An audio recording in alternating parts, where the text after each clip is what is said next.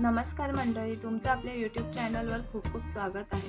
तर या व्हिडिओमध्ये मी तुम्हाला आम्ही नवरात्रीमध्ये आई तुळजाभवानीचा अभिषेक कसा केला, तसेच आईला कोणते दागिने घातले, तसेच साडी कशी नेसवली आहे हे या व्हिडिओमध्ये पाहायला मिळणार आहे। तर व्हिडिओ शेवटपर्यंत नक्की पहा। आईला दूध आणि पाण्याने अभिषेक करायला सुरुवात केली आहे। आई तुळजाभवानी संपूर्ण महाराष्ट्राची कुलस्वामिनी आहे।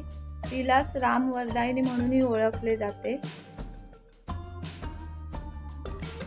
आई तुळजाभवानी छत्रपती शिवाजी महाराजांचेही श्रद्धास्थान आहे।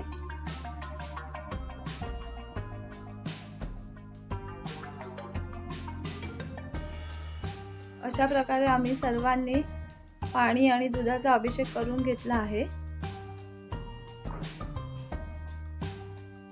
आता नारळ पाणी याचाही अभिषेक करून घेतला आहे आणि आता पुसून घेतो आहे मूर्ती। हे आमचे बाबा जे आईचा संपूर्ण शृंगार करणार आहेत, ते एकदम मनोभावे आईची सेवा करतात आणि त्यांना अनुभवही आलेले आहे। ते पुढच्या व्हिडिओमध्ये मी तुम्हाला नक्की शेअर करीन। आता आईला चंदन लेपन करत आहेत।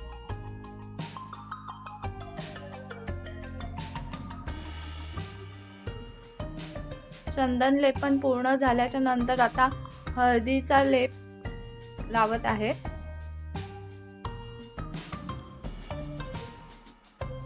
हळदी लेपन झाल्यावरती कुंकवाने मळवट भरला जातो। आता आईला साडी नेसवायला सुरुवात केली आहे। साडीला मिऱ्या कशा काढायच्या याचा मी एक सेपरेट व्हिडिओ बनवणार आहे।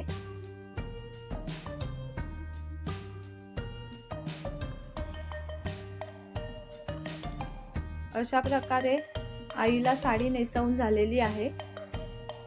आता आईला दागिने घालून घेणार आहोत। मंगळसूत्र, नथ, कोल्हापुरी साज, कवड्याची माळ असे संपूर्ण दागिने घालून घेतले आहेत। आता इथे मुकुट घालून घेतला आहे। आईला आता हार, वेण्या, लिंबाची माळ घालून घेणार आहोत। आईने छत्रपती शिवाजी महाराजांना जी तलवार दिली होती तिला भवानी तलवार म्हणून ओळखले जाते। संपूर्ण जगात त्याची ख्याती आहे। प्रत्येक शृंगारावेळी आईचे एक वेगळेच रूप नजरेस येते। आता आरतीला सुरुवात करणार आहोत।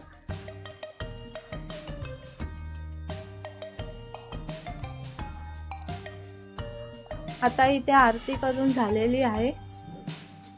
तर कसा वाटला आपला आजचा व्हिडिओ आवडल्यास लाईक, शेअर, कमेंट्स जरूर करा आणि हो, चॅनलला सबस्क्राईब करायला विसरू नका। Thank you for watching my video.